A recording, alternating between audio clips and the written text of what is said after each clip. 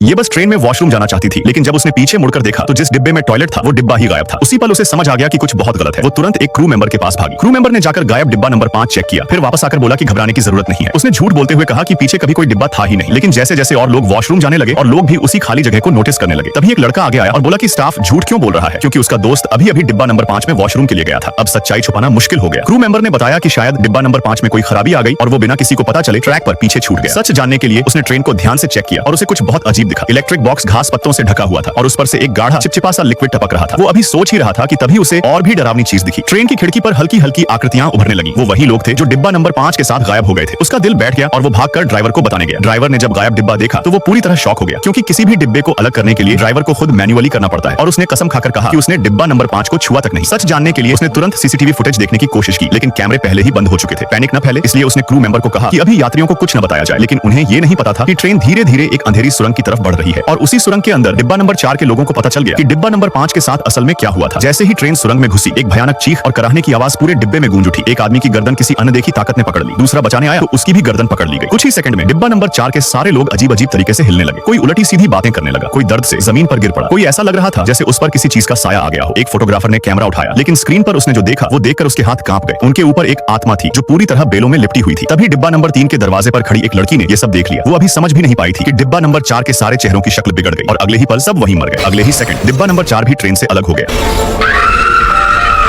लड़की की चीख सुनकर सबको सच समझ आ गया। सबने अंदाजा लगाया कि हर बार जब ट्रेन सुरंग से गुजरती है, आखिरी डिब्बा उस बुरी आत्मा द्वारा गायब कर दिया जाता है, जब तक सारे डिब्बे खत्म न हो जाए। इसका मतलब साफ था, अगर ट्रेन एक और सुरंग में गई तो अगला नंबर डिब्बा 3 का होगा। बचने के लिए लड़की ने सुझाव दिया कि सब डिब्बा नंबर 2 में चले जाए, लेकिन डिब्बा नंबर 2 अमीर लोगों से भरा हुआ था और वो आम यात्रियों को अंदर आने नहीं दे रहे थे। और फर्स्ट क्लास तो और भी बुरा था, वहाँ रेलवे के बड़े लोग बैठे थे और वो तो गरीबों को अंदर आने ही नहीं देने वाले थे। फिर भी एक यात्री जिसे सच्चाई पता थी चुपचाप डिब्बा नंबर 2 में घुस गया। जैसे ही वो अंदर गया, अमीर लोग उसकी बदबू, कपड़ों और शक्ल से उसे जज करने लगे। किस्मत से डिब्बा नंबर 2 वालों को अभी तक ट्रेन की सच्चाई पता नहीं थी, वरना बात और बिगड़ जाती। लेकिन ट्रेन अब भी तेज रफ्तार से आगे बढ़ रही थी और बहुत जल्द वो एक और सुरंग में घुसने वाली थी। अब सवाल सिर्फ एक था, अगला नंबर किसका होगा।